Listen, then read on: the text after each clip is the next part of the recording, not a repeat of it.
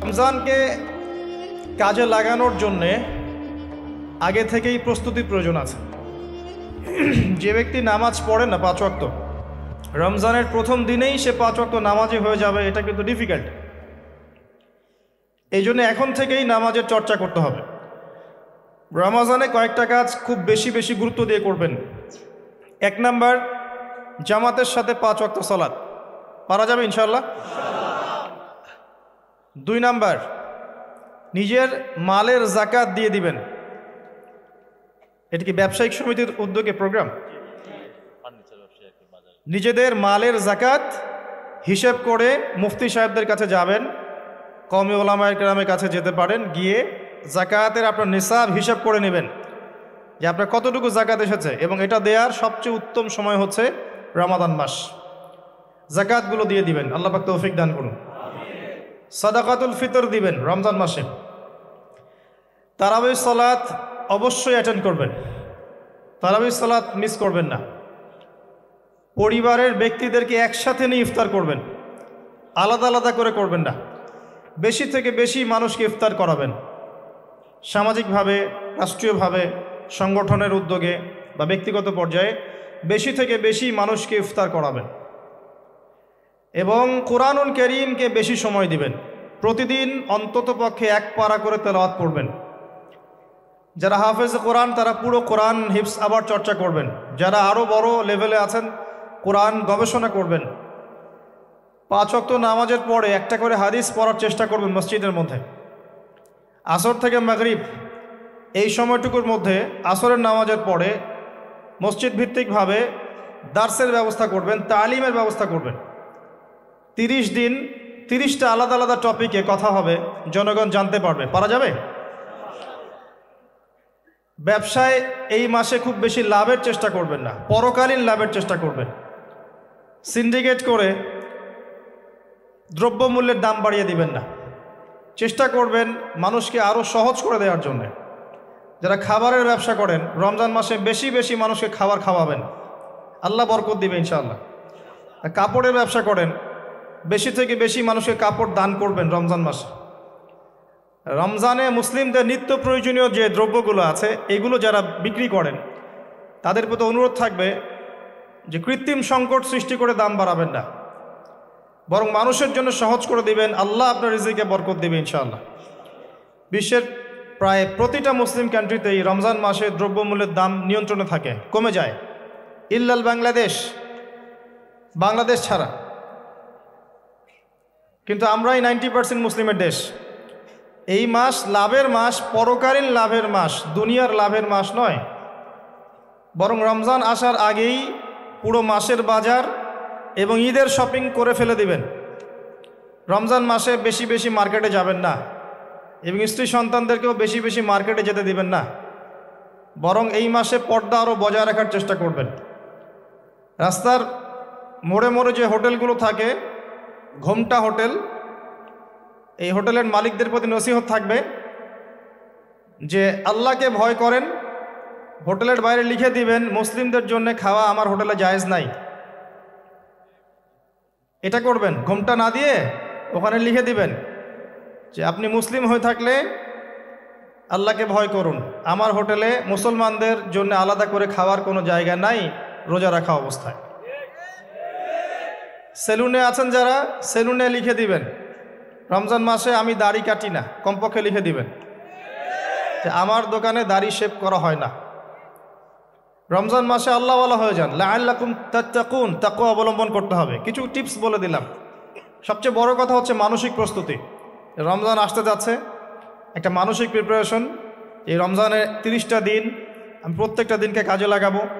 প্রতিটা দিন আমি কোরআনের কিছু অংশ পড়বো, হাদিস কিছু পড়বো, 2টা কথা মানুষকে দাওয়াত দিব, ইফতার করাবো মানুষকে, সাধ্যমতো দান সাদাকা করব, তারাবির সালাতে হাজির হব, কোরআন খতম দিব। এই কাজগুলো করতে কি সরকার বাধা দিবে? প্রশাসন বাধা দিবে? এগুলো আমাদের হাতে আছে। আল্লাহ পাক আমাদের সবাইকে তৌফিক এনায়েত করুন, আমিন। আর এই রমজান মাসে বেশি বেশি খাওয়া এবং দুনিয়াবি কাজে অপচয় করবেন না। সারাদিন রোজা রেখে যদি ইফতার করতে 20টা আইটেম নিয়ে বসি, আমাদের পুরান ঢাকার মানুষের মতো, তাহলে অবস্থা খারাপ, রমজানের আধ্যাত্মিকত্ব নষ্ট হয়ে যাবে। কথা কি বুঝতে পারছেন? রোজা রেখেছে আলহামদুলিল্লাহ, ইফতার করার জন্য কি 20টা আইটেমের দরকার আছে? 10টা আইটেমের দরকার আছে? এই যত বেশি ইফতারে খাবে মানুষ, তত বেশি সে অসুস্থ হয়ে যাবে এবং তারাবি অন্য ইবাদতগুলো ঠিক মতো করতে পারবে না। আমাদের ক্ষেত্রে দেখা যায় যে সেহেরি আর ইফতারে আয়োজন দেখলে মনে হয় এটা আমার জীবনের শেষ খাওয়া হবে না। কথা বুঝতে পারছেন? তো এই স্বভাবগুলোকে চেঞ্জ করতে হবে। আল্লাহ পাক তৌফিক ইনায়েত করুন, আমিন। এবার আসেন, মেরাজে যাওয়ার আগে আমরা রাসূলুল্লাহ সাল্লাল্লাহু আলাইহি ওয়াসাল্লামের জীবনীর সামন থেকে আসতে চাই। আর আমি যে কথাটা বলতে চেয়েছিলাম সেটা হচ্ছে, রমজান আসার আগেই সাল্লাল্লাহু আলাইহি ওয়াসাল্লামের জীবনী একবার পড়ে শেষ করবেন, ওয়াদা করেন। হাত উঁচু করেন, হাত নামান। সবচাইতে সেরা বই আমার কাছে জীবনীর উপরে, নবী সাল্লাল্লাহু আলাইহি ওয়াসাল্লামের জীবনীর উপরে অনেক বই আছে, তবে আমার কাছে মনে হয় সবচেয়ে বেস্ট বইটা হচ্ছে আর রাহিকুল মাখতুম। নাম মনে থাকবে? রাহিকুল মাখতুম, আল্লামা সফিউর রহমান মোবারকপুরী রাহিমাহুল্লাহ, যিনি এই সাবকন্টিনেন্টের মানুষ ছিলেন, তিনি বইটা লিখেছেন এবং বইটা 1182টা বইয়ের মধ্যে প্রথম স্থান অধিকার করেছে। 1182টা বা 83টা বইয়ের মধ্যে এই বইটা প্রথম স্থান অধিকার করেছে এই সৌদি আরবের কম্পিটিশনে। তো এই বইটার চেয়ে প্রাণবন্ত সিরাতের বই আমি আসলে পড়িনি, আর অনেক সিরাতের বই আছে এবং আমি অনুরোধ করব সিরাতের বেশি বেশি বই কিনবেন। একটা সিরাতের বইয়ে সব তথ্য হয়তো থাকবে না, এখানে ভেরিয়েশন আনতে হবে আপনাকে, বিভিন্ন সিরাতের বই কিনবেন, কিন্তু আর রাহিকুল মাখতুম বইটা মাস্ট বি পড়ার চেষ্টা করেন। রমজান মাস আসার আগেই বইটা শেষ করবেন, ওয়াদা করেন ইনশাআল্লাহ। আল্লাহ পাক তৌফিক দান করুন। এবং রমজান মাস আসার আগেই কোরআন তেলাওয়াত শিখে নেবেন, ওয়াদা করেন। আগামীকাল থেকেই প্রয়োজনে স্থানীয় মসজিদে যিনি ইমাম আছেন বা মুয়াজ্জিন সাহেব আছেন বা মাদ্রাসা শিক্ষকরা আছেন, তাদের কাছে যাবেন। 1 থেকে 2 মাসের বেশি সময় লাগার কথা না আপনার তাজবিদ শিখতে। সবার তো শিখলেই বিশুদ্ধ হয়ে যাবে না, পড়তে পড়তে পড়তে পড়তে একটা পর্যায়ে আপনার মুখের মধ্যে জড়তা আল্লাহ কাটিয়ে দিবে, তখন আপনি ইনশাল্লাহ ফ্লুয়েন্টলি পড়তে পারবেন। কিন্তু শিখতে, নিয়মকানুনগুলো শিখতে 1 থেকে 2 মাসের বেশি লাগার কথা না। আর আমি জানি আপনারা জীবনে অনেক কিছুই পড়েছেন, আপনারা জীবনে এসএসসি, এইচএসসি, অনার্স মাস্টার সব করেছেন, বিবি এমবিএ করেছেন, ডক্টরেট ডিগ্রি অর্জন করেছেন, মেডিকেল সায়েন্স পড়েছেন, কঠিন কঠিন সাবজেক্ট পড়েছেন, বাংলা সাহিত্য পড়েছেন, উপন্যাস পড়েছেন, শরৎচন্দ্র, বঙ্কিমচন্দ্র, হুমায়ুন আহমেদ সব পড়ে শেষ করে ফেলেছেন। রবীন্দ্র নজরুল তো শেষ আগেই। ইংরেজিতে অনার্স করছেন, ইকোনমিক্সে অনার্স করছেন, ম্যানেজমেন্ট পড়ছেন, অ্যাকাউন্টিং পড়ছেন, কঠিন সাবজেক্ট পড়ছেন, ফিজিক্স কেমিস্ট্রি পড়ছেন, বায়োলজি পড়ছেন, কিন্তু 1-2 মাস 3 মাসের মধ্যে আপনি কোরআন শিখতে পারবেন না, এটা আসলে বিশ্বাসযোগ্য নয়। এই ক্যাপাবিলিটি আল্লাহ পাক আপনার মস্তিষ্কে দিয়েছেন, আল্লাহর ওয়াস্তে আপনি কাজে লাগান, ইনশাল্লাহ পরকালে আপনি সফল হবেন। রমজান আসার আগেই শিখতে হবে এই কারণে, যাতে রমজানের প্রথম দিন থেকেই আপনি তেলাওয়াত করতে পারেন, ডেইলি 1 পারা। পারা যাবে ইনশাল্লাহ। এই কোরআন কার উপর নাজিল হয়েছে? মুহাম্মদ সাল্লাল্লাহু আলাইহি ওয়াসাল্লামের প্রতি। কখন নাজিল হয়েছে আমাকে বুঝতে হবে। একটু বসেন, রিল্যাক্স হন, আমাকে দেখা না গেলে কোনো সমস্যা নেই, আমার কথাগুলো শুনেন। আর আমি তো জামাই না যে আমাকে দেখতেই হবে। তো নবী সাল্লাল্লাহু আলাইহি ওয়াসাল্লাম যে সময়ে তার উপরে কোরআন নাজিল হয়েছে, এই সময়টা একটু বুঝতে হবে। ওই যুগটাকে বলা হয় কি? আইয়ামে জাহিলিয়াত, মানে কি? অন্ধকারাচ্ছন্ন যুগ। ওই যুগে মৌলিকভাবে অনেক সমস্যা ছিল, কিন্তু মোটা দাগে 5টা সমস্যা ছিল। কয়টা? 5টা। এখান থেকে আমি মেরাজের দিকে যাব ইনশাল্লাহ। 5টা মৌলিক সমস্যা ছিল। 5টা সমস্যার প্রথম হচ্ছে শিরক। ওই যুগের মানুষরা আল্লাহর সাথে শিরক করত, তারা মূর্তি পূজা করত, তারা মাধ্যম পূজা করত, তারা কবর পূজা করত, তারা মৃত ব্যক্তির পূজা করত, তারা প্রকৃতির পূজাও করত কোনো কোনো ক্ষেত্রে। আর অল্প কিছু মানুষ ছিল নাস্তিক, অল্প কিছু, খুব বেশি না। এই যে শিরকের এই সমস্যাটা এখনকার বিশ্বের মধ্যে নাই। আচ্ছা, দ্বিতীয় সমস্যা ছিল রিবা বা সুদ। তাদের ম্যাক্সিমাম মানুষ সুদভিত্তিক অর্থনীতির সাথে জড়িত ছিল। এই সমস্যাটা কি এখনকার বিশ্বে নাই? আছে। তৃতীয় সমস্যাটা ছিল এই, আপনাদের মোবাইল ফোনগুলো সাবধানে রাখবেন।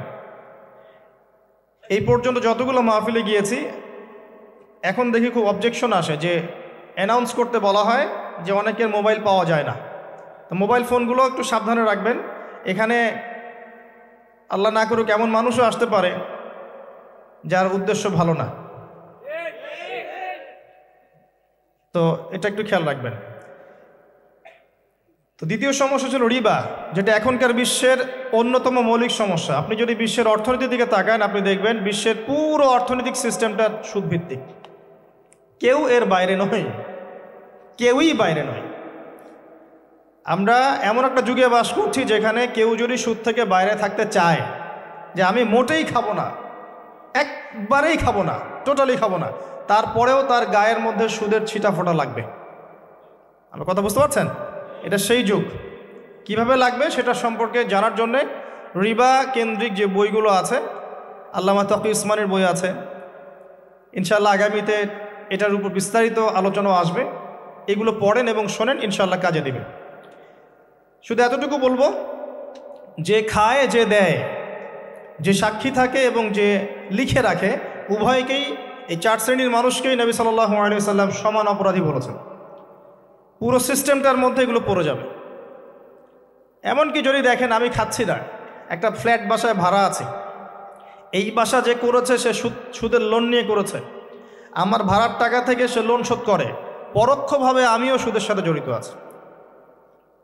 এটা সেই যুগ যেখানে আপনি বেঁচে থাকতে চাইলে পারবেন হয়তোবা, যদি আপনার তাকওয়া অনেক উঁচু লেভেলের হয়, কিন্তু ধুলি কণা আপনার গায়ে লাগবেই, আপনি বাঁচতে পারবেন না। তৃতীয় সমস্যা ছিল মাদক। আইয়ামে জাহিলিয়াতের তৃতীয় সমস্যা ছিল মাদক। এখনকার বিশ্বের দিকে আপনি তাকান, আপনি দেখবেন ম্যাক্সিমাম যুব সমাজ এই সমস্যায় নিপতিত আছে, আছে না? সেম সমস্যা। চতুর্থ সমস্যা ছিল নারীর অবমাননা। এটা সম্পর্কে বলার আমার কোনো প্রয়োজন নাই, যথেষ্ট বলেছি এই পর্যন্ত আমি। নারীকে যেভাবে আজকে আমরা পণ্যের ন্যায় ব্যবহার করছি, এটা আইয়ামে জাহিলিয়াতের সেই বন্যতাকেও হার মানিয়েছে। 5 নম্বর সমস্যা ছিল গোত্রীয় দ্বন্দ্ব, গোত্রীয় রক্তক্ষয়ী সংঘাত। এটা এখন বৈশ্বিক রূপ নিয়েছে। ধর্মের মধ্যে সংঘাত, পলিটিক্সের সংঘাত, বিশ্বের দেশগুলোর মধ্যে সংঘাত। এই যে এখন একটা নতুন সংঘাত চলছে, আল্লাহ জানে এটার মোড় কোন দিকে যাবে। যদিও এতটুকু মনে রাখবেন, বিশ্বের একটা শক্তি চায় যে বিশ্বে একটা পারমাণবিক যুদ্ধ হোক। তারা খুব করে চাচ্ছে বিশ্বে একটা পারমাণবিক যুদ্ধ হয়ে যাক। তাদের উদ্দেশ্য সফল হবে, বড় বড় পরাশক্তিরা একে অপরের সাথে মারামারি করে ধ্বংস হয়ে যাবে, প্রচুর মানুষ মারা যাবে, এবং তারা নতুন রুলিং স্টেট হিসেবে বিশ্বে আত্মপ্রকাশ করবে। একটা অংশটা চাচ্ছে, সেটা কারা আস্তে আস্তে বুঝতে পারবেন ইনশাআল্লাহ তাআলা। এই 5টা ছিল মৌলিক সমস্যা। এখন আপনি আপনার সমাজ এবং বিশ্বের দিকে তাকিয়ে দেখেন এই 5টা সমস্যা আছে কি নাই? আছে। এরকম একটা যুগে জন্ম নিয়েছেন প্রিয় নবী মুহাম্মদুর রাসূলুল্লাহ সাল্লাল্লাহু আলাইহি ওয়াসাল্লাম। এরকম সমাজে থেকেও তিনি কখনো পাপের ধার কাছেও যান নাই, বলেন সুবহানাল্লাহ। এরকম একটা সমাজে থেকেও যখন তিনি নবী হননি, তখনও পাপের ধার কাছেও তিনি যান নাই। তিনি কখনো শিরক করেননি, কখনো মূর্তি পূজা করেননি, কখনো রিবা খাননি, আর বাকি বিষয়গুলো ধার কাছেও যাননি। বরং তিনি হিলফুল ফুজর তৈরি করেছিলেন যাতে করে সমাজের এই অসঙ্গতিগুলো দূর করা যায়। এটা তো আপনারা জানেন। এরপর তিনি নবী হলেন 40 বছর বয়সে। প্রথম কোন আয়াত নাজিল হয়েছিল? সূরা আলাকের প্রথম 5 আয়াত আল্লাহ পাক প্রথমে পড়তে বলেছেন, ইকরা। বিসমি রব্বিকাল্লাযী খালাক খালাকাল ইনসানা মিন আলাক ইকরা ওয়া রাব্বুকাল আকরাম আল্লাযী আল্লামা বিল কলম আল্লামাল ইনসান মা লাম ইয়ালাম। এখানে প্রথম কথাটা হচ্ছে পড়ুন। আল্লাহ পাক প্রথমে বললেন না সুদ খেও না, শিরক করো না, মাদক সেবন করো না, জেনার ধার কাছেও যেও না। আল্লাহ পাক এগুলো কিছুই বললেন না। এমনকি আল্লাহ এটাও বললেন না সুবহানাহু ওয়া তাআলা যে নামাজ আদায় করো, যাকাত দাও, রমজান মাসে সাওম রাখো। আল্লাহ পাক কি বললেন? পড়ুন। আপনার জীবনের প্রথম ফরজ হচ্ছে পড়াশোনা করা। আমাদের জীবনের প্রথম ফরজ হচ্ছে পড়াশোনা করা। যে যত বেশি কনস্ট্রাকটিভ সিলেবাসে পড়াশোনা করবে তার অন্তর্দৃষ্টি তত বেশি সুদূর প্রসারী হবে ইনশাআল্লাহ তাআলা, এবং তার আমল আরও সুন্দর হবে, তার ব্যবহার সুন্দর হবে, চরিত্র সুন্দর হবে, তার মনুষ্যত্ব ভালো হবে। তার দ্বারা সমাজ, দেশ, রাষ্ট্র, উম্মাহ ভালো কিছু পাবে ইনশাআল্লাহ। অশিক্ষিত মূর্খ জনগণকে দিয়ে রাষ্ট্রের কোনো কাজ নাই, আছে? তবে শিক্ষাটা হতে হবে এমন জ্ঞান, ইকরা বিসমি রব্বিকাল্লাযী খালাক, পড়ুন আপনার সেই রবের নামে যিনি আপনাকে সৃষ্টি করেছেন। যে জ্ঞান আপনাকে আপনার স্রষ্টা, ওদের ভাষা ব্যবহার করে বলছি, আপনার ইলাহ আল্লাহর দিকে নিয়ে যাবে, সেটাই প্রকৃত জ্ঞান। যে জ্ঞানটা আপনাকে আল্লাহ থেকে দূরে সরাচ্ছে দিন দিন, এটা জ্ঞান নয়, এটা জাহেলিয়াত। আমি কি বুঝাতে পারছি? এবার আপনি চিন্তা করে দেখেন যে আপনার জ্ঞানটা আপনাকে কি আল্লাহর দিকে নিয়ে যাচ্ছে নাকি আল্লাহ থেকে দূরে সরাচ্ছে। এরপরে আপনি চিন্তা করবেন আপনি প্রকৃত জ্ঞানী কিনা। কেউ যদি অক্সফোর্ড, কেমব্রিজ, হার্ভার্ড থেকে পাশ করে আসে, এসে বলে যে পর্দা এটা সেকেলে প্রথা, ওই যুগে চলতো এই যুগে চলে না, এই ব্যক্তিকে আমরা জ্ঞানী বলতে পারি না। কেউ যদি বাইরে থেকে বড় ডিগ্রি এসে বলে যে ইসলাম আসলে এই যুগে চলে না ওই যুগে চলতো, সুদের মধ্যেই আছে অগ্রগতি আর প্রগতি, ফ্রি মিক্সিং ভালো জিনিস, ছেলে মেয়ে একসাথে পথ চলবে, খারাপ কিছু না, মাদকদ্রব্য খাওয়াই যায়, মানুষ মাদকদ্রব্য খেলে ভালো কাজ করার উৎসাহ পাবে, সমকামিতা একটা বাক স্বাধীনতা, ব্যক্তি স্বাধীনতা, এরকম কথাবার্তা যদি কেউ বলে বা আল্লাহর হালালগুলোকে হারাম করে দেয়, হারামগুলোকে হালাল করে নেয়, এই ব্যক্তি বা এই সম্প্রদায়কে আমরা জ্ঞানী বলতে পারি না। কারণ তাদের জ্ঞান তাদেরকে আল্লাহ থেকে দূরে সরিয়ে দিয়েছে। ইকরা বিসমি রব্বিকাল্লাযী খালাক, পড়ুন আপনার সেই রবের নামে যিনি আপনাকে সৃষ্টি করেছেন। খালাকাল ইনসানা মিন আলাক, যিনি মানুষকে সৃষ্টি করেছেন জমাট বাঁধা রক্তপিণ্ড থেকে। ইকরা ওয়া রাব্বুকাল আকরাম, পড়ুন আপনার রব মহামান্বিত। আল্লাযী আল্লামা বিল কলম, যিনি আপনাকে কলম দ্বারা জ্ঞান শিক্ষা দিয়েছে। মানুষ জ্ঞান অর্জন করতে পারেনি, প্রথমে আল্লাহ মানুষকে জ্ঞান শিখিয়েছেন। এটাকে বিশ্বাস করেন? ওয়াল্লামা আদামাল আসমাআ কুল্লাহা, আমি আদমকে সমস্ত নাম শিক্ষা দিয়েছি। কে শিক্ষা দিয়েছেন? আদম আলাইহিস সালামের কি জ্ঞান ছিল? আমাদের জ্ঞান ছিল? আল্লাহ শিখিয়েছেন।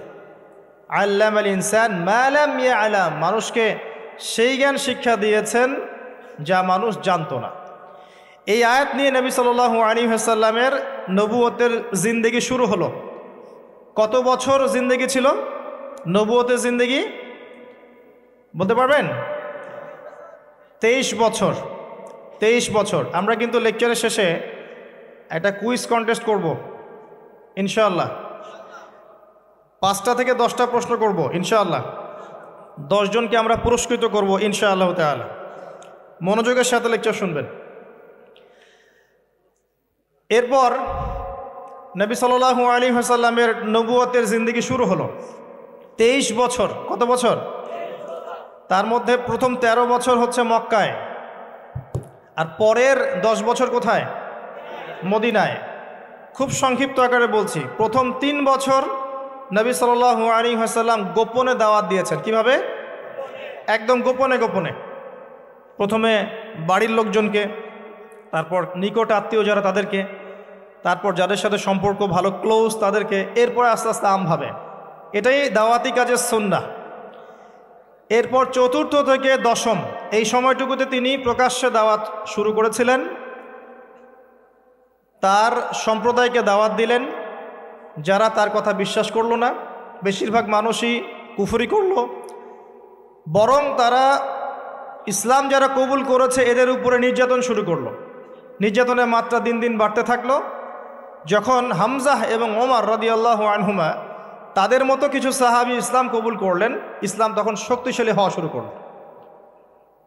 তারপরেও নির্যাতনের মাত্রা বাড়তে থাকলো। এক পর্যায়ে সাহাবীরা হিজরত করলেন আবিসিনিয়ায়। কোথায়?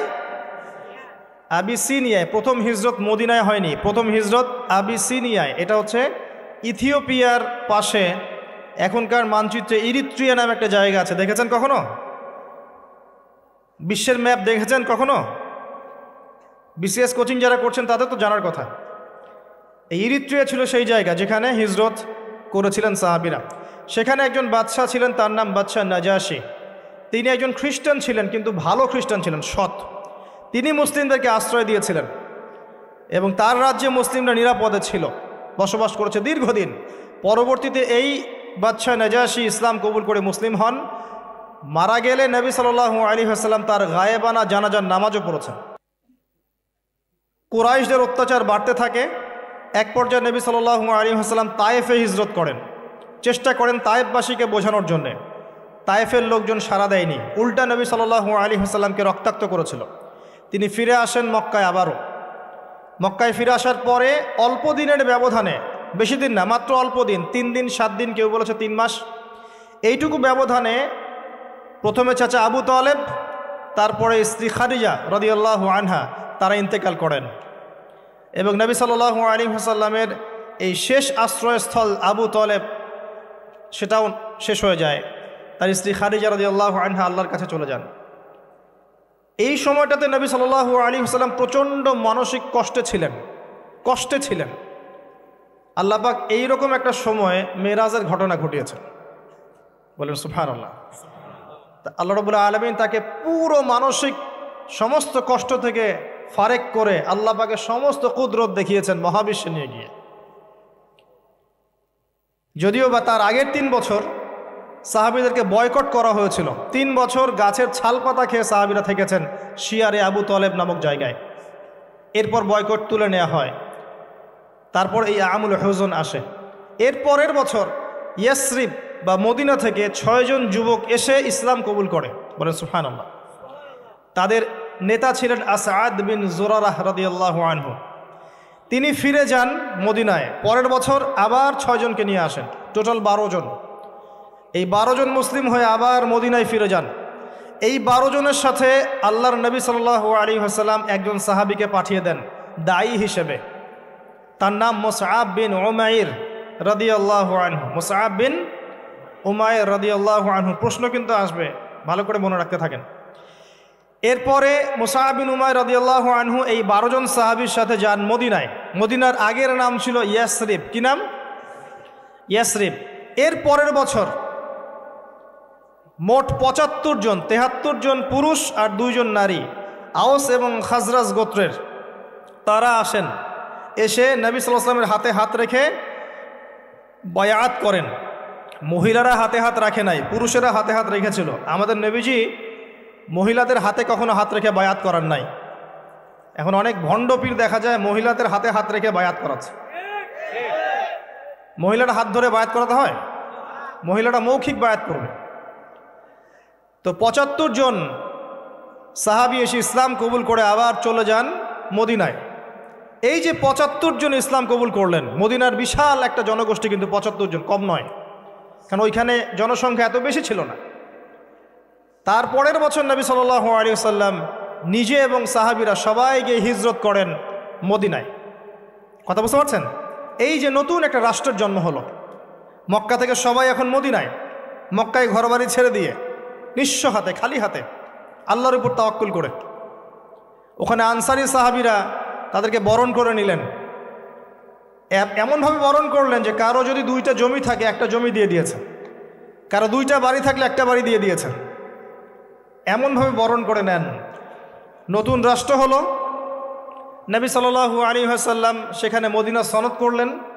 ওখানকার সাথে চুক্তি হলো, ওখানকার জনগণের সাথে চুক্তি হলো এবং আমরা শান্তিপূর্ণ একটা রাষ্ট্র পেলাম। এরপর নবী সাল্লাল্লাহু আলাইহি ওয়াসাল্লাম সেখানে অর্থনীতি সমৃদ্ধ করতে লাগলেন, সামরিক বাহিনী সমৃদ্ধ করতে লাগলেন, অস্ত্রশস্ত্র সব কিছু হতে লাগলো, একটা রাষ্ট্রের যা যা প্রয়োজন সব কিছু সেখানে হতে লাগলো। এক পর্যায়ে আবু সুফিয়ানের আক্রমণকে কেন্দ্র করে বদরের যুদ্ধ হয়ে গেল। আর এই বদরের যুদ্ধে আমরা অল্প সংখ্যক সৈন্য নিয়ে বড় বাহিনীর বিরুদ্ধে জয়লাভ করলাম, ইসলামের ইতিহাসে প্রথম সশস্ত্র যুদ্ধ। কথা বুঝতে পারছেন? এর পরের বছর হলো উহুদ, যে যুদ্ধে আমরা প্রায় জিতে গিয়েছিলাম, আমাদের একটা ভুলের কারণে সাময়িক বিপর্যয়ের সম্মুখীন হলাম। আমরা উহুদের সাময়িক বিপর্যয়ের সম্মুখীন হলাম, 70 জন সাহাবী শহীদ হয়ে গেল। আমাদের নবীজি স্বয়ং নিজেও সেই যুদ্ধে মার খেয়েছেন একটা ভুলের কারণে। সেখান থেকে নামবে না, সাহাবীরা কয়েকজন নেমে এসেছিলেন, ব্যাস পড়ে দেখবেন, সব বলে দেব না। এর পরের বছর খন্দকের যুদ্ধে 3-4 মাস অবরোধ করে রাখা হয় মদিনাকে। শেষমেশ তারা কিছুই লাভ করতে পারলো না, ফিরে চলে গেল। এরপর থেকে মুসলিমরা আক্রমণাত্মক যুদ্ধ শুরু করলো, একে একে বিভিন্ন গাজওয়া এবং সারিয়া হতে লাগলো, মুসলিমরা সমৃদ্ধ হতে লাগলো, সম্পদ বাড়তে লাগলো, জনবল বাড়তে লাগলো, অর্থনীতি সমৃদ্ধ হতে লাগলো, অস্ত্রশস্ত্র বাড়তে লাগলো, সব ডিপার্টমেন্ট থেকে আমরা রাইজ করতে লাগলাম। শুধু তাই না, পররাষ্ট্রনীতিও ইমপ্লিমেন্ট করা হলো, বিভিন্ন রাষ্ট্রপ্রধানদের কাছে চিঠি পাঠানো হচ্ছে। এর মধ্যে একবার নবী সাল্লাল্লাহু আলাইহি ওয়াসাল্লাম স্বপ্নে দেখলেন তিনি মক্কা তাওয়াফ করছেন, কাবা তাওয়াফ করছেন। সাহাবীরা বুঝে নিলেন যে আমরা মক্কায় যাচ্ছি। তারা মক্কায় যাওয়া শুরু করলেন, 1400 সাহাবী। হুদাইবিয়া নামক জায়গায় আটকে দেয়া হলো, যাওয়া যাবে না, এই বছর ফেরত যেতে হবে, পরের বছর আসতে হবে। তোমাদের কেউ আমাদের দলে আসলে ফেরত দিব না, আমাদের কেউ তোমাদের দলে গেলে ফেরত দিতে হবে। আগামী 10 বছর আমরা কেউ কারোর সাথে যুদ্ধ করব না। আগামী বছর ওমরা করতে আসবে মাত্র 3 দিনের জন্য, কোনো অস্ত্র সাথে আনা যাবে না। সবগুলোতে নবীজি বললেন ঠিক আছে, ডিল, কোনো সমস্যা নেই। তারা ফেরত চলে গেলেন, ওই বছর ওমরা করা হলো না। নবীজি ফেরত গিয়েই খায়বার আক্রমণ করলেন। খায়বার ছিল, কে পরাজিত করা হলো, খায়বার মুসলিমদের দখলে চলে আসলো। এর আগে আরও 2 কওমকে সেখান থেকে, মদিনা থেকে বহিষ্কার করা হয়, একটা বনু নাজির, একটা হচ্ছে বনু কাইনুকা। আর খন্দকের যুদ্ধে বহিষ্কার করা হয় বনু কুরাইজাকে। এরা সবাই খায়বার আশ্রয় নিয়েছিল, খায়বারকে আক্রমণ করে এদেরকে আরব উপদ্বীপ থেকে বের করে দেওয়া হয়। তার পরের বছর হচ্ছে মক্কা বিজয়। নবী সাল্লাল্লাহু আলাইহি ওয়াসাল্লাম মক্কা বিজয় করলেন, মক্কার সমস্ত মূর্তিগুলো ভেঙে ফেললেন। বেলাল রাদিয়াল্লাহু আনহু কাবা ঘরের উপর উঠে আজান দিলেন, নবীজি সবাইকে মাফ করে দিলেন। দলে দলে মানুষ ইসলাম কবুল করলো। সূরা নাসর নাজিল হলো, ইজা জাআ নাসরুল্লাহি ওয়াল ফাতহ। সূরা মাইদার 3 নম্বর আয়াত নাজিল হলো। এরপর নবীজি মদিনায় ফিরে গেলেন। তার মাঝে হুনাইনের যুদ্ধ হয়েছে, এর আগে একটা মোতার যুদ্ধ হয়েছে, তারপর একটা তাবুক যুদ্ধ হয়েছে, ব্যাস। এরপরে মদিনায় ফিরে গিয়ে মাত্র 81 বা 83 দিন নবীজি বেঁচে ছিলেন। এরপরে তার শেষ রোগ শুরু হলো এবং মারা যাওয়ার কয়েকদিন আগে তিনি বলে গেলেন, আমার কবরকে উপাসনার জায়গা বানাবে না, আমার কবরকে উপাসনার জায়গা বানাবে না, আরব উপদ্বীপ থেকে বহিষ্কার করবে, রাষ্ট্রদূতরা আসলে সম্মান করবে, দাস দাসীর প্রতি খেয়াল রাখবে, নামাজের হেফাজত করবে। আরও অনেক নসিহত তিনি করে গেলেন। তিনি বলে গেলেন তার আগে বিদায় হজের ভাষণে, তোমরা সবাই ভাই ভাই, সাদার উপর কালো, কালোর উপর সাদা, ধনীর উপর গরিব, গরিবের উপর ধনী, আরবের উপর অনরব, অনরবের উপর আরব, কোনো ভেদাভেদ নাই, তোমরা সবাই আদম সন্তান, আদম মাটির সন্তান। নবীজি বললেন সাল্লাল্লাহু আলাইহি ওয়াসাল্লাম, সাহাবীরা আমি কি তোমাদের কাছে আমার অর্পিত দায়িত্ব পালন করেছি, পৌঁছে দিয়েছি? সাহাবায়ে কেরাম বললেন হ্যাঁ, আমরা সাক্ষ্য দিয়েছি আপনি পৌঁছে দিয়েছেন। নবীজি বললেন আল্লাহুম্মা ফাশহাদ, আল্লাহ আপনি সাক্ষ্য থাকেন আমি আমার দায়িত্ব পৌঁছে দিয়েছি। এভাবে তার জীবনটা শেষ হয়ে যায়। এই হলো সংক্ষিপ্ত সিরাত, ডিটেইলস পড়বেন। এর মধ্যে একটা ঘটনা, যখন কষ্টের মধ্যে ছিলেন নবী সাল্লাল্লাহু আলাইহি ওয়াসাল্লাম, তখন কিসের ঘটনা ঘটেছে? মেরাজ। এবং নবী সাল্লাল্লাহু আলাইহি ওয়াসাল্লামকে আল্লাহ পাক সশরীরে মেরাজ করিয়েছেন, ঘুমের মধ্যে নয়, সশরীরে। এই জায়গা থেকে আলোচনার বাকি অংশটা খুব ভালো করে বোঝার চেষ্টা করেন। নবী সাল্লাল্লাহু আলাইহি ওয়াসাল্লাম এশা সালাতের পরে শুয়ে আছেন, কথা বন্ধ করেন, এশা সালাতের পরে শুয়ে আছেন, তন্দ্রাভাব। কোথায় শুয়ে আছেন? কাবা ঘরের হাতিমে। কাবা ঘরের হাতিমে একজন ফেরেশতা আসলেন, তার নাম জিবরাইল আলাইহিস সালাম। নবীজিকে শুইয়ে দিলেন। নবীজিকে শুইয়ে দিয়ে এই যে বুক, গলার নিচ থেকে এই নাভি পর্যন্ত চিরে ফেললেন। কলিজা এটা বের করা হলো, একটা পাত্র আনা হলো। এই পাত্রের মধ্যে ছিল ঈমান এবং প্রজ্ঞা। এগুলো কিন্তু কোনো গল্প নয়, এগুলো সবগুলো বাস্তব সত্য ঘটনা। এটা নবী সাল্লাল্লাহু আলাইহি ওয়াসাল্লামের জীবনে ঘটেছে।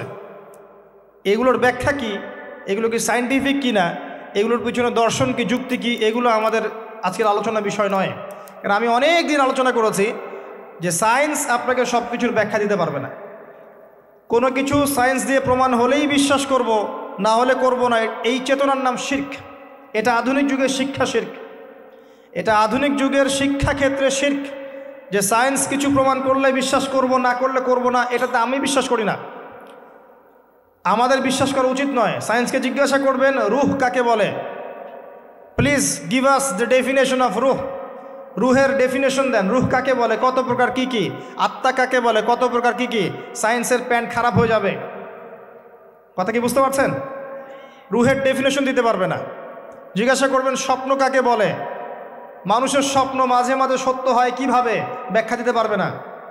যদি বলেন মানুষ ঘুমায়, ঘুমের একটা পূর্ণাঙ্গ ব্যাখ্যা দেন, দিতে পারবে না। যদি বলেন যে কবরের আযাবের ব্যাখ্যা দেখ, পারবে না। জিন জাতির ব্যাখ্যা দেখ, পারবে না। মালায়েকার ব্যাখ্যা দেখ, পারবে না। তাদের দৌড় একটা জায়গা পর্যন্ত, সেটা হলো বিগ ব্যাং থেকে মহাবিশ্ব সৃষ্টি হয়েছে। সব কিছু গিয়ে ওখানে শেষ হবে, যে আগে কিছুই ছিল না, হঠাৎ বিস্ফোরণ হয়েছে, বাস পৃথিবী সৃষ্টি হয়ে গেছে। অনেক সিম্পল জিনিসের ব্যাখ্যাই সে দিতে পারেনি। তাহলে আমরা কেমন করে ধরে নিলাম যে সায়েন্স কিছু প্রমাণ করলেই সত্য, না করলে সত্য না? এটা কে বললো আপনাকে? এটা সবচেয়ে বড় শিক্ষাক্ষেত্রে শিরক হচ্ছে এখন। কারো যদি জ্ঞানতাত্ত্বিক এপিস্টিমোলজি ঠিক না থাকে, তার পুরো জ্ঞান চর্চায় শিরক হবে। তাই আমি এখানে এই আলোচনা করতে যাচ্ছি না যে এটা সায়েন্টিফিক ব্যাখ্যা ইত্যাদি, আমি জাস্ট ঘটনাটা বলছি, এর পিছনে শিক্ষাগুলো বলবো। বুক চিরে ফেলা হয় এবং কলিজাটা বের করে একটা পাত্র আনা হয় স্বর্ণের, এর মধ্যে ঈমান এবং প্রজ্ঞা ছিল। ঈমান এবং প্রজ্ঞা কি, এর আকার আকৃতি কেমন, আল্লাহ ভালো জানেন। সব কিছু সায়েন্টিফিক হবে না যে কঠিন তরল বায়বীয়। কঠিন তরল বায়বীর বাইরেও অনেক কিছু আছে যেটা সায়েন্স জানে না। কথা কি বুঝতে পারছেন? অনেক কিছুই আছে, কঠিন তরল বায়বীর বাইরেও অনেক কিছু আছে যেটা সায়েন্স ব্যাখ্যা করতে পারবে না। ঈমান এবং প্রজ্ঞার এই পাত্রে কলিজাটা ডুবানো হয়, ধুয়ে পরিষ্কার করে আবার আগের জায়গায় ফিট করে দেওয়া হয়।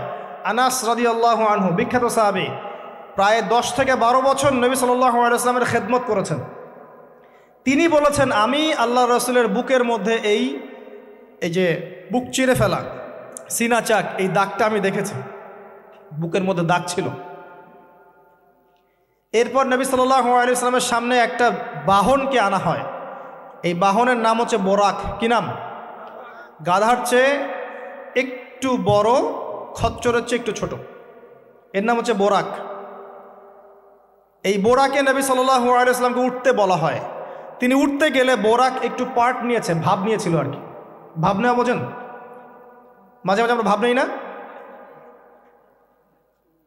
কখনো মেয়েদের বিউটি কন্টেস্ট দেখেছেন?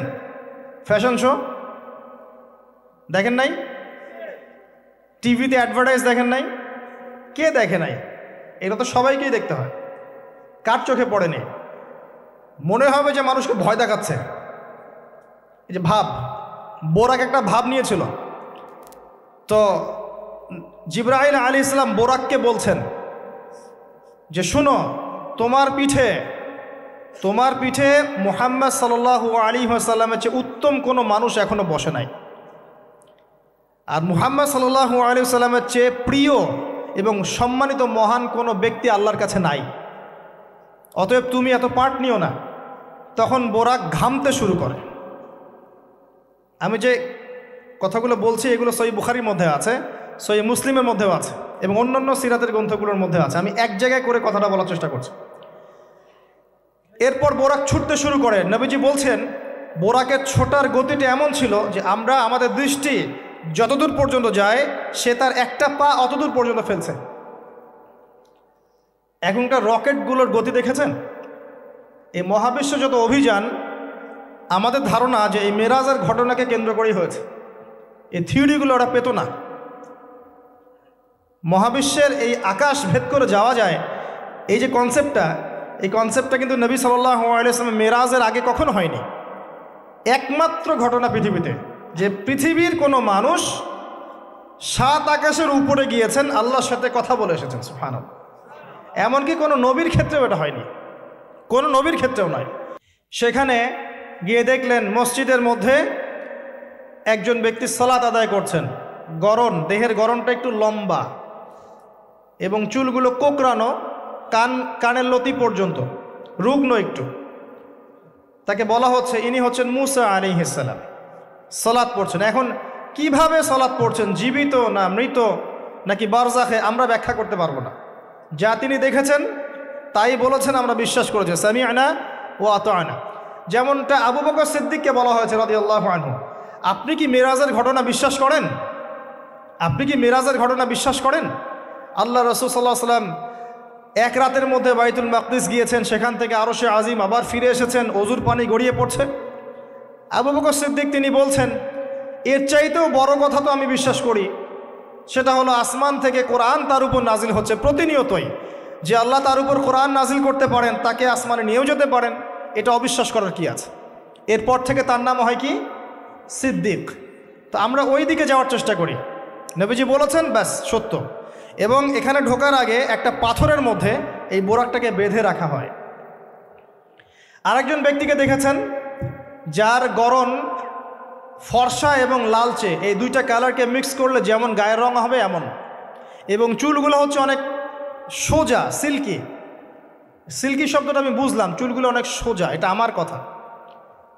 স্বচ্ছ ঝকঝকে চুল। তো গায়ের গড়নটা খুব বেশি লম্বাও না, খুব বেশি খাটোও না। নবীজিকে বলা হচ্ছে ইনি হচ্ছেন ঈসা ইবনে মারইয়াম। নবী সাল্লাল্লাহু আলাইহি ওয়াসাল্লাম আরেকজনকে দেখলেন যার গড়নটা হুবাহু নবী সাল্লাল্লাহু আলাইহি ওয়াসাল্লামের মতোই। এবার তাকে বলা হলো ইনি হচ্ছেন আদি পিতা ইব্রাহিম আলাইহিস সালাম। ইব্রাহিম আলাইহিস সালামের সাথে আমাদের নবী সাল্লাল্লাহু আলাইহি ওয়াসাল্লামের পুরো ফিজিক্যালিও মিল ছিল, এবং জীবনের যে গতি এখানেও মিল ছিল। হয়তোবা এই কারণেই আমরা দরুদ ইব্রাহিমে অন্য নবীর নাম না নিয়ে ইব্রাহিম আলাইহিস সালামের নামটা নিচ্ছি। আল্লাহু আলাম, আল্লাহ ভালো জানে। যখন নবীর নাম আসবে সবাই কমসে কম সাল্লাল্লাহু আলাইহি ওয়াসাল্লামটুকু বলবেন মনে মনে। এবার সেখানে নবী সাল্লাল্লাহু আলাইহি ওয়াসাল্লাম সমস্ত নবীদেরকে নিয়ে 2 রাকাত সালাত পড়লেন। তিনি ইমামতি করলেন। নবীদের ইমাম হচ্ছেন আমাদের নবী মুহাম্মদুর রাসূলুল্লাহ সাল্লাল্লাহু আলাইহি ওয়াসাল্লাম। আল্লাহ পাক আমাদের সবাইকে তার সুন্নাহগুলো আমল করার তৌফিক দান করুন। আমাদের প্রতিটা কাজ যেন তার সুন্নাহ মতো হয়, আল্লাহ পাক সে তৌফিক এনায়েত করুন।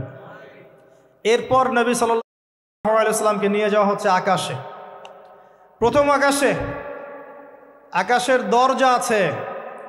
এখন নাসা যদি আবিষ্কার করতে ব্যর্থ হয়, আমাদের কিছু করার নাই, আকাশের দরজা আছে। ওরা যদি বলে জান্নাত জাহান্নামের ব্যাখ্যা কি, জান্নাত জাহান্নাম তো সায়েন্স প্রমাণ করতে পারছে না, তাহলে এগুলোর কি ব্যাখ্যা? আমরা বলবো এটা সায়েন্সের ব্যর্থতা, জান্নাত জাহান্নামের অস্তিত্বের ব্যর্থতা নয়, এটা সায়েন্সের ব্যর্থতা। আছে, খুঁজতে থাকেন, একদিন পাবেন ইনশাআল্লাহ। তবে পাওয়ার আগে যে কিয়ামত হয়ে যাবে এটা নিশ্চিত, পাওয়ার আগে কিয়ামতই হয়ে যাবে। আমরা কারেন্ট অ্যাফেয়ার্সে দেখেছিলাম কয়েকদিন আগে একটা গ্রহের সন্ধান পাওয়া গেছে। এই গ্রহটা ডায়মন্ড দিয়ে তৈরি, হীরার। এখন বিশ্ববাসী বিশ্বাস করছে হ্যাঁ হীরার গ্রহ আছে। কথা বুঝতে পারছেন? আল্লাহ পাক কোরআনে বলেছেন জান্নাতের মাটি হবে সোনার, আছে না, সোনার, মতির, জহরতের। তো যদি কখনো দেখবেন সায়েন্স বলে যে হ্যাঁ এমন একটা গ্রহ পাওয়া গেছে পৃথিবী থেকে কয়েক কোটি আলোকবর্ষ দূরে, গ্রহের নাম হচ্ছে JNAXYZ.000 অমুক, এদের নামগুলো এমন ভয়ঙ্কর হয় আর কি, তখন দেখবেন বিশ্বের মানুষ বিশ্বাস করছে। করবে না বিশ্বাস? নিশ্চিত বিশ্বাস করবে। আমাদের পুরো চিন্তাটাই এখন এমন, সায়েন্স বললে হ্যাঁ আমি হ্যাঁ, ও যদি বলে না আমি না। 20 সেকেন্ড হাত দাও, 20 সেকেন্ডই। মাস্ক না পড়লে যাবে না, ভাইরাস যাবেই না, পড়তেই হবে। 3 ফিট দূরে দাঁড়াও, 4 ফিট দূরে দাঁড়াও, ও যা বলবে তাই।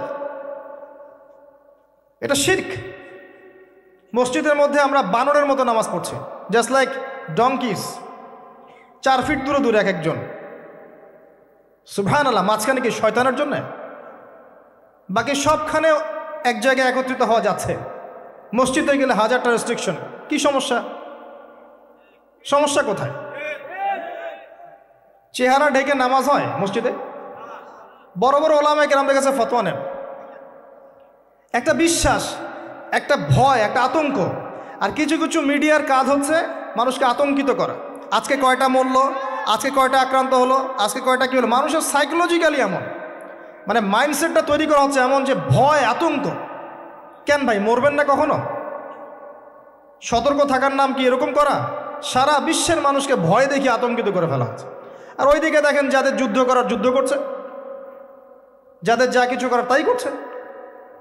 সারা ওয়ার্ল্ড অ্যাফেয়ার্স কি থেমে আছে? মানুষের দৃষ্টিভঙ্গিকে একদিকে ফোকাস করিয়ে দেয়। আমরা বলছি না যে ভাইরাসের অস্তিত্ব নাই, কিন্তু আল্লাহর চেয়ে বেশি ভয় তাকে করতে হবে কেন? বিগত 1 বছরে যতগুলা মানুষের সাথে আমি মুসাফা করেছি, এতদিন আমার কবরে থাকার কথা ছিল, যদি সায়েন্স সত্য হয়। কথা কি বুঝতে পারছেন না? এখন আপনি আমাকে ব্যাখ্যা দেন যে আমার কেন হয় নাই, ব্যাখ্যা দেন। কি ব্যাখ্যা দিবেন আপনি আমাকে? প্রতিটা দিন ইভেন এই মাহফিলের সিজনে প্রতিটা দিন মিনিমাম 100-200 মানুষের সাথে আমি মুসাফা করেছি, এবং সবাই এটা সাক্ষী। একটা দিন আমার জ্বর আসে নাই, এর কি ব্যাখ্যা দিবেন? সায়েন্স যদি এটাই বলে যে মুসাফা করলেই ভাইরাস হবে, মুসাফা করলেই ভাইরাস হবে, তাহলে আমার হইল না কেন? এর ব্যাখ্যা দেন। কোনো ব্যাখ্যা নাই। এরপরেও আল্লাহ বিশ্বাস করবে না, এরপরেও আল্লাহ বিশ্বাস করবে না। জামজাম কূপ, জামজাম কূপের পানির ব্যাখ্যা দেন। কিভাবে এত পানি চলছে, শেষ হচ্ছে না কেন? আমাদের চিন্তা ভাবনা চেঞ্জ করেন। ও যা বলবে তার 100% সত্যি হতে হবে এমন নয় বিষয়টা। এর উপরে আল্লাহ পাকের জ্ঞান আছে, আল্লাহর হুকুম চলে, আল্লাহর হুকুমই সব কিছু। এর বাইরে মানুষ প্রোটেকশন নিবে, সুস্থ থাকবে, সে তার মেডিকেল রুটিনগুলো ঠিকঠাক মতো চলবে, ঠিক আছে, কিন্তু এত বেশি কেন মাথায় নিতে হবে যে আল্লাহকেই মানুষ ভুলে যাচ্ছে? সব কিছুর ঊর্ধ্বে মনে হয় যে বস্তুবাদিতা, আল্লাহ অনেক পরের। আল্লাহ ব্যাপারটা কেন এমন কেন হলো? আমরা দিন দিন আমাদের সাইকোলজি এমন জায়গায় নিয়ে যাচ্ছি যে চিন্তা ক্ষেত্রে আমরা বুদ্ধিবৃত্তিকভাবে শিরক করছি। আল্লাহ পাক বোঝার তৌফিক দান করুন, আমিন। আসেন, কোন জায়গায় ছিলাম? প্রথম আকাশ, আকাশের দরজা আছে, নক করা হচ্ছে। আরেকটা কথা বলি, এই পুরো মহাবিশ্বে যতদূর পর্যন্ত আলোচনা হয়েছে এগুলো প্রথম আকাশের অন্তর্ভুক্ত, এরপরে দ্বিতীয় আকাশ। কথা কি বুঝতে পারছেন? এই সব কিছু প্রথম আকাশের মধ্যে, এত গ্যালাক্সিস, এত গ্রহ, এত নক্ষত্র সব কিছু। ওই দিক থেকে আওয়াজ আসছে যে কে আপনারা, কে? জিবরাইল আলাইহিস সালাম বলছেন আমি জিবরিল। ওই দিকের প্রহরী বলছেন আপনাকে কি পাঠানো হয়েছিল? জিবরিল আমিন বলছেন হ্যাঁ, আমাকে পাঠানো হয়েছে। আপনার সাথে কে? আপনার সাথে, আমার সাথে মুহাম্মদুর রাসূলুল্লাহ সাল্লাল্লাহু আলাইহি ওয়াসাল্লাম। দরজা খুলে দেয়া হলো, প্রবেশ করা হলো। তিনি দেখলেন একজন ব্যক্তি একবার ডানে তাকাচ্ছেন, একবার বামে তাকাচ্ছেন। ডান দিকে তাকাচ্ছেন, হাসছেন, বাম দিকে তাকাচ্ছেন, কাঁদছেন। নবী সাল্লাল্লাহু আলাইহি ওয়াসাল্লাম জিজ্ঞাসা করলেন উনি কে আর উনি এমন করছেন কেন?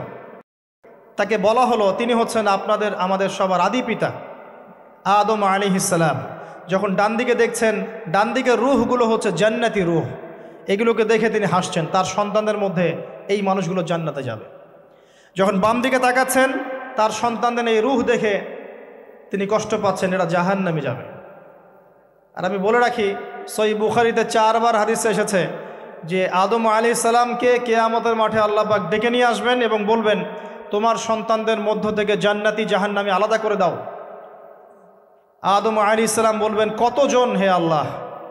আল্লাহ বলবেন প্রতি 1000-এ 999 জনকে জাহান্নামের জন্য আলাদা করে দাও। বলেন নাউযুবিল্লাহ, ইন্না লিল্লাহি ওয়া ইন্না ইলাইহি রাজিউন। প্রত্যেক 1000-এ 999 জন মানুষ জাহান্নামে যাবে। আল্লাহ পাক আমাদেরকে হেফাজত করুন, আমিন।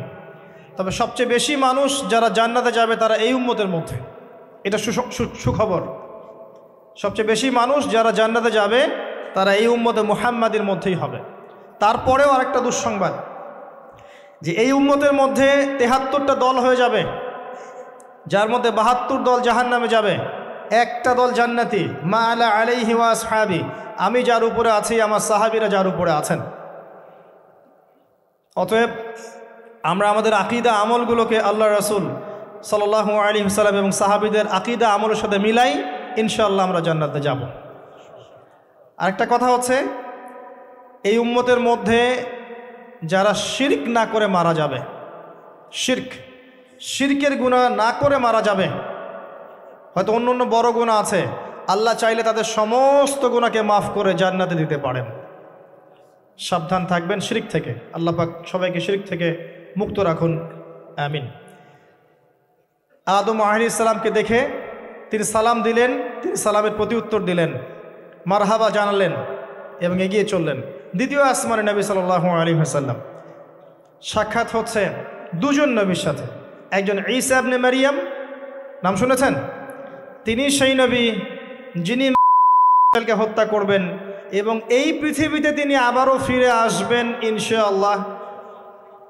ন্যাটো ওকে ঠেকাতে পারবে না, জিউসরা তাকে ঠেকাতে পারবে না, ইসলামের অন্যান্য যে বিরোধী শক্তি তারা তাকে ঠেকাতে পারবে না। তিনি পৃথিবীতে আসবেন, সিরিয়ার দামেস্কের সাদা মিনারের উপরে তিনি অবতরণ করবেন দুইজন ফেরেশতার কাঁধে ভর দিয়ে। যখন তার চুল দিয়ে টপ টপ করে পানি পড়তে থাকবে এবং এই ঘামগুলো বা পানিগুলো দেখতে মুক্তার মতো মনে হবে। হাদিস এভাবে স্পষ্ট এসেছে, হাদিস এভাবে স্পষ্ট এসেছে, টাটকা। যে কোনো আলেমকে জিজ্ঞাসা করেন, আপনাকে বলে দিবেন ইনশাআল্লাহ। তার সাথে আরেকজন নবীকে দেখলেন, নবী সাল্লাল্লাহু আলাইহি ওয়াসাল্লাম, তার নাম ইয়াহইয়া আলাইহিস সালাম, ঈসা ইবনে মারিয়ামের খালাতো ভাই, বা দুজনের মাঝখানে একটা সম্পর্ক আছে, আমি এই মুহূর্তে ভুলে গেছি, এরকমই কিছু একটা হবে। ইয়াহইয়া আলাইহিস সালাম সেই নবী যার নাম আল্লাহ পাক নিজে রেখেছেন, সুবহানাল্লাহ। তিনি সাইয়্যেদ ছিলেন, নেতা ছিলেন, নবী ছিলেন। একইভাবে সালাম বিনিময় হলো, নবীজি এগিয়ে চললেন সাল্লাল্লাহু আলাইহি ওয়াসাল্লাম। তৃতীয় আকাশে তিনি দেখলেন আরেকজন নবী, তাকে বলা হলো তিনি হচ্ছেন ইউসুফ আলাইহিস সালাম, যাকে পুরো পৃথিবীর অর্ধেক সৌন্দর্য দেওয়া হয়েছে। আর আপনারা জানেন সূরা ইউসুফ একটা সূরাই আছে, আর এই সূরা ইউসুফ জুলাইখার প্রেম কাহিনী নয়, বরং এই সূরা হচ্ছে ইউসুফ আলাইহিস সালামের সাথে তার পিতা ইয়াকুব আলাইহিস সালামের প্রেম কাহিনী। ভালো করে পড়ে দেখবেন। কিভাবে বললাম? ছেলের শোকে কাতর হয়ে বাবা কাঁদতে কাঁদতে অন্ধ হয়ে গেছেন। আপনার গার্লফ্রেন্ড কি আপনার জন্য অন্ধ হয়েছে? যখন ইউসুফ আলাইহিস সালাম একটা রুমাল পাঠালেন, মনে আছে, তার বাবার চোখে দেওয়ার জন্যে, দূর থেকে, যোজন যোজন দূর থেকে তার পিতা বলছেন, আমি ইউসুফের গন্ধ পাচ্ছি। বাবার ছেলের এমন প্রেম কাহিনী আপনি কোথাও পাবেন না। এটা সূরা ইউসুফ, পড়ে দেখেন। আর ইউসুফ আলাইহিস সালামের যে চরিত্র ছিল, তার চেহারার চেয়ে চরিত্র আরও বেশি সুন্দর ছিল। তাকে জেনার অফার করা হচ্ছে, তিনি বলছেন আল্লাহকে আমি ভয় করি। আর যুবকদেরকে আমরা বলতে চাই যে যদি আপনি জেনা থেকে দূরে থাকতে পারেন, যদি শুধু জেনা থেকে দূরে থাকতে পারেন, আল্লাহ পাক আপনার যে কোনো দোয়া কবুল করবে ইনশাআল্লাহ।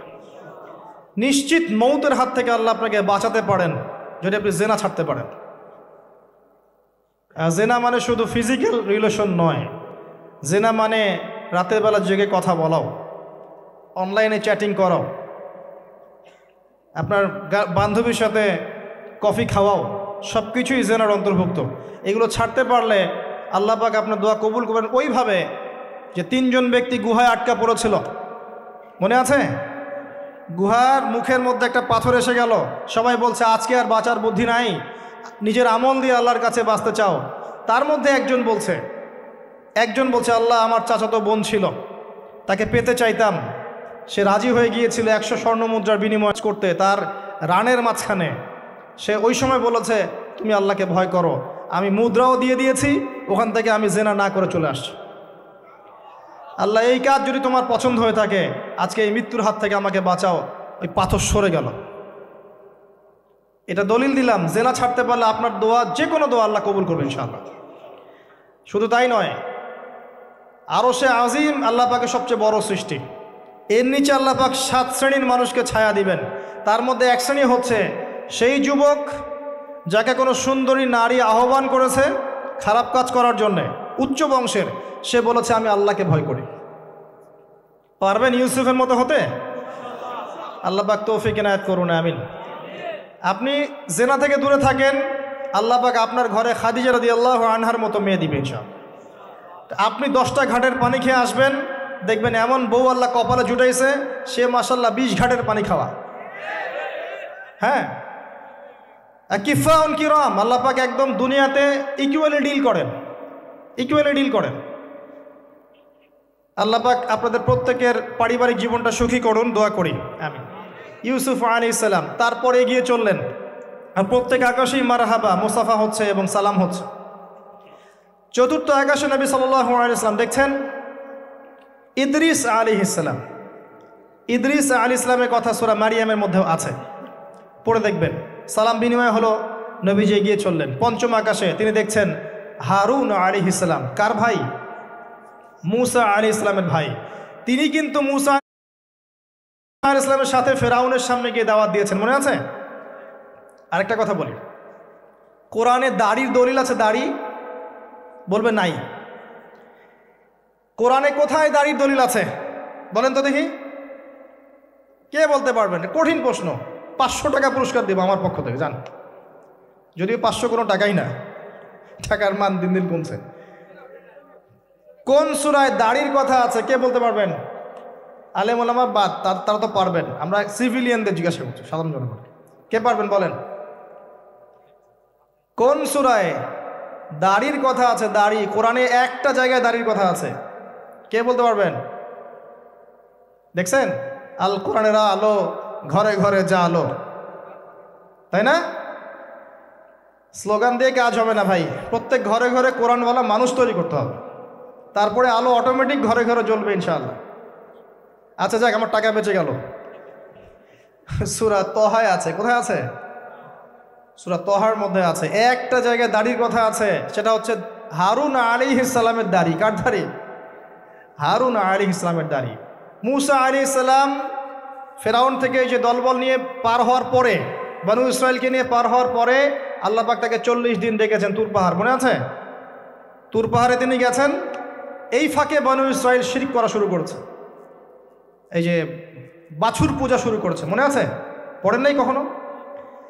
বাছুর পূজা শুরু করেছে। মুসা আলাইহিস সালাম তাওরাত নিয়ে আসছেন, এসে দেখছেন যে কওমের এই অবস্থা। তিনি রাগে তাওরাত ছুঁড়ে মারলেন। তিনি প্রচণ্ড ব্যক্তিত্ব সম্পন্ন মানুষ ছিলেন, গায়রতওয়ালা, রাগে তাওরাত ছুঁড়ে মারলেন। এবং এসে এই যে হারুন আলাইহিস সালাম যাকে রেখে গিয়েছিলেন যে কওমকে দেখাশোনা করবে, তার দাড়ি চিপে ধরলেন। তুমি থাকতে এরা এই অবস্থায় গেল কিভাবে? এক হাতে দাড়ি, এক হাতে চুল চেপে ধর, তুমি থাকতে এই অবস্থা হইল কিভাবে? সূরা তহা পড়ে দেখেন। তখন হারুন আলাইহিস সালাম বলছেন যে হে আমার ভাই, আমার দাড়ি আর চুল ধরো না, এই একটা জায়গায় আছে। তার মানে দাড়ি পাওয়া যাচ্ছে কোরআনে। কিছু মানুষ তো এখন বলে কোরআন মানি হাদিস মানি না, তাই না? ওই অজুহাত দিয়ে এখন দাড়ি রাখে না, বলে কোরআনে তো দাড়ির কথা নাই, রাখবো কেন? সুবহানাল্লাহ। আপনারাও কি এটা বিশ্বাস করেন যে আমরা শুধু কোরআন মানবো, হাদিস মানবো না? স্পষ্ট কুফরি, স্পষ্ট কুফরি। কোরআন এবং হাদিস একসাথে মিলেই শরিয়া। শুধু কোরআন মানি হাদিস মানি না এটা বলতে গিয়ে সে বোঝাচ্ছে সে আসলে কোরআনও মানে না। কোরআনে আল্লাহ বলেছেন ওয়ামা আতাকুমুর রাসূল ফাখুযুহ, রাসূল যা দিয়েছেন নিয়ে নাও। ওয়ামা নাহাকুম আনহু ফান্তাহু, যা থেকে নিষেধ করেছেন দূরে থাকো। তাহলে সুন্নাহ না মানলে আপনি কিভাবে কোরআন মানবেন? কথা কি বুঝতে পারছেন? আসেন, হারুন আলাইহিস সালাম সালাম বিনিময় হলো, চললেন। তারপরে ষষ্ঠ আসমানে গিয়ে দেখলেন মুসা আলাইহিস সালাম, সেই যে ব্যক্তি। সালাম বিনিময় হলো, চলে যাচ্ছেন, আর মুসা আলাইহিস সালাম কাঁদছেন, কান্না করছেন। জিজ্ঞাসা করা হলো কেন কান্না করছেন? তিনি বললেন আমার পরে একজন যুবক নবী হবে যার উম্মত আমার চেয়ে বেশি জান্নাতে যাবে, এটা চিন্তা করে আমি কান্না করছি। তিনি হচ্ছেন মুহাম্মদুর রাসূলুল্লাহ সাল্লাল্লাহু আলাইহি ওয়াসাল্লাম। তারপরে গিয়ে চললেন সপ্তম আসমান। সেখানে সপ্তম আসমান মানে 7 নম্বর মহাবিশ্ব, সেখানে গিয়ে দেখলেন যে বাইতুল মামুর নামে একটা জায়গা আছে, ঠিক কাবা ঘরের একদম এক্স্যাক্টলি উপরে, একদম সোজা উপরে বাইতুল মামুর নামে একটা জায়গা আছে। এটা হচ্ছে ফেরেশতাদের ইবাদতের জায়গা, তারা সেখানে তাওয়াফ করেন। প্রতিদিন 70,000 ফেরেশতা, প্রতি মুহূর্তে 70,000 ফেরেশতা এখানে তাওয়াফ করে। এবং যার একবার তাওয়াফের সুযোগ হয়েছে সে আর কখনো সুযোগ পাবে না, শেষ। আল্লাহ পাকের ফেরেশতাদের সংখ্যা চিন্তা করেন তাহলে। এবার সেখানকার দেয়ালে হেলান দিয়ে আছেন ইব্রাহিম আলাইহিস সালাম, তার চেহারা একদম মুহাম্মদ সাল্লাল্লাহু আলাইহি ওয়াসাল্লামের মতো, এবং অনেক ছোট ছোট বাচ্চা তার সামনে খেলা করছে। ওই যে বাচ্চা কোরবানির কথা মনে আছে, যেসব মুমিন মুসলিমদের ছোট ছোট বাচ্চা কাচ্চারা নাবালক অবস্থায় মারা যায় না, তাদের আত্মাগুলো সেখানে চলে যায়, তারা সেখানে খেলা করতে থাকে। যারা পিতা পায়নি, যখন পিতার কথা মনে হয় খেলতে খেলতে, তখন তারা ইব্রাহিম আলাইহিস সালামের কাছে দৌড় দেয়। মায়ের কথা মনে হলে তার স্ত্রীর কাছে দৌড় দেয়। আমাদের যাদের সন্তান 2-1জন মারা গেছে, এটা আমাদের পরকালে অ্যাসেট, পরকালের সম্পত্তি। কিয়ামতের মাঠে ওই ছেলে ওই মেয়ে আপনার হাত ধরবে, আঙ্গুল ধরে ফেলবে, ফেলে বলবে, আল্লাহ আমার বাবাকে মাফ করে দাও, না হলে আমি জান্নাতে যাব না। তাই বেশি বেশি বাচ্চা কাচ্চা নিতে হয় সামর্থ্য অনুযায়ী, আর সামর্থ্য আল্লাহ দিবেন। যখন আপনি 4টা-5টা এরকম করে বাচ্চা কাচ্চা নিবেন, 2-1টা বাচ্চা মারা যেতে পারে, এগুলো আপনার পরকালের সম্পত্তি। এখন তো আমাদের জেনারেশনকে রেস্ট্রিক্টেড করার জন্যে 2টো সন্তানের বেশি নয়, 1টি হলে ভালো হয়। সুবহানাল্লাহ। মুসলিমদেরকে চতুর্দিক থেকে চাপে ফেলা, চতুর্দিক থেকে গলা চিপে ধরা আর কি। জনশক্তিতে রূপান্তরিত হলে কোনো সমস্যা আছে? চাইনিজদের জনসংখ্যা কত? কত? চায়নার জনসংখ্যা কত? ম্যাক্সিমাম জনগণকে তারা জনশক্তিতে রূপান্তরিত করেছে। এই আপনার পশ্চিমারায় ন্যাটো ম্যাটো যত কিছু আছে, চায়নার এগেনস্টে কথা বলুক দেখি কত বড় সাহস। সারা বিশ্বকে নিয়ন্ত্রণ করে ফেলছে ওরা এখন। কই, তারা তো আর তারা যখন দেখেছে যে আমাদের আর প্রয়োজন নাই, তখন তারা একটা লস দিয়েছে ওদের কান্ট্রিতে। এটা মুসলিমদের জন্য প্রযোজ্য নয়। যাই হোক, সন্তান সন্ততি ওখানে গিয়ে মারা গেলে আপনার অ্যাসেট। এরপরে আসেন, যারা ইচ্ছা করে সন্তান হত্যা করছে, গর্ভের সন্তান যখন জানছে যে এটা মেয়ে, তখন তাকে ফেলে দিচ্ছে।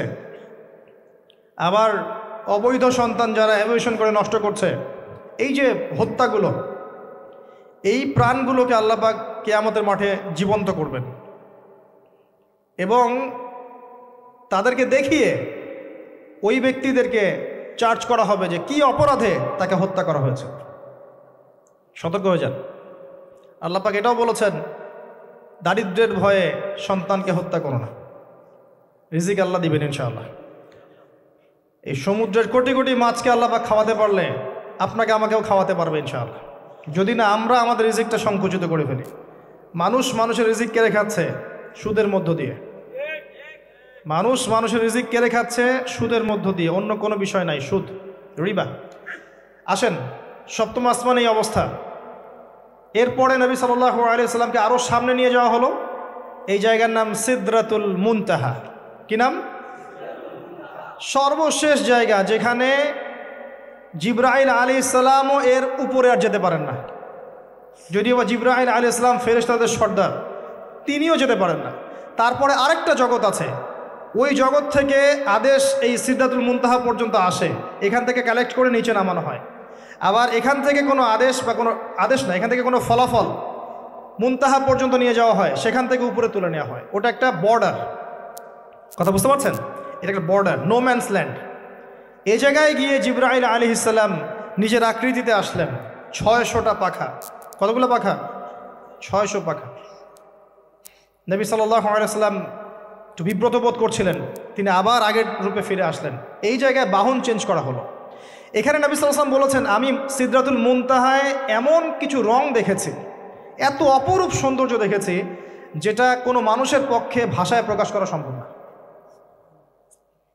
এটা শেষ সীমানা, এবং এটা একটা বড়াই গাছের মতো দেখতে, বড়ই গাছ, বড়াই গাছ না, আসলে বড়ই গাছের কুল গাছের মতো দেখতে। এরপর আরেকটা বাহন আনা হলো, এটা বাহন চেঞ্জ করা হলো। এবার তিনি আরও ঊর্ধ্বে উঠে যাচ্ছেন, উঠছেন উঠছেন উঠছেন। একটা পর্যায়ে ওই জগতে যে ফেরেশতারা আছেন যারা আল্লাহ পাকের আদেশ লিখছেন, ওই আদেশগুলো লিখার যে কলমের খসখস শব্দ, এটা নবীজি শুনতে পারলেন। সুবহানাল্লাহ। নূরের পর্দার কাছাকাছি তাকে নিয়ে যাওয়া হলো, একদম আল্লাহ পাকের কাছাকাছি, আরও সে আজিমের কাছাকাছি।